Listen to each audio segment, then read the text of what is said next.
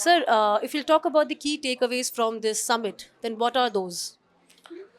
Really, it's a nice discussion. Actually, the panel discussion is very good, and where the various stakeholders are there, and they just talk differently about the supply chain management, new technological innovations, government procurements. So, if you would like to grow in with the pace of the technology, we have to combine all these three things. We have to make our supply chain management more feasible.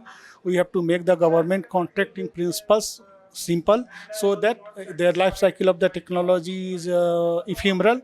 So before they are wiped out from the technological arena, we have to procure it. So government has to make certain regulations. And also one of the more important concept that government nowadays enunciated is the made in India concept. We must have to localize our IT components, because in the time of the exigency, only our system should work, not the foreign support should we get due to the changing geopolitics. So government has a welcome step that they initiated the Make in India concept. They just increase the percentage component to Make in India concept. It means they increase the MLC component. So it is a welcome step. And in terms of the cyber security, since the products are growing, but we have to make a judicious decision in terms of the cost of the equipment and the cyber security cost of we have to make a judicious choice between all these, because if we are going to increase our cost, certainly our tariff goes away, and when tariff increases, we lose the competitiveness with the world. So we have to optimize our cost, optimize our resources, so that the India should grow and become a manufacturing hub for the world.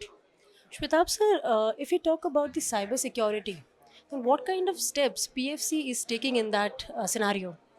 Actually, PFC role in the cyber security is very limited, because there is a one wing of the RDSS in the PFC, which is looking after the government sector schemes, in which we have to assist the DISCOMs in implementation of the RDSS scheme. RDSS are two components: one is the smart metering component, and other is the loss reduction component. Under the smart metering component, it is a ITOT type of the things.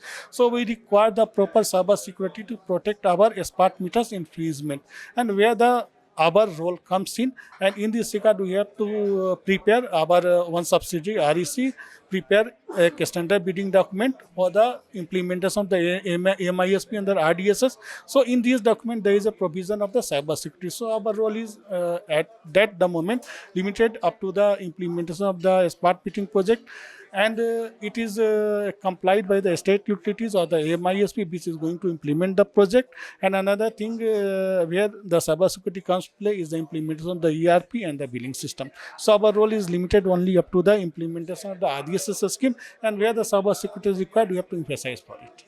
Thank you. Thank you so much, sir. Thank you so much.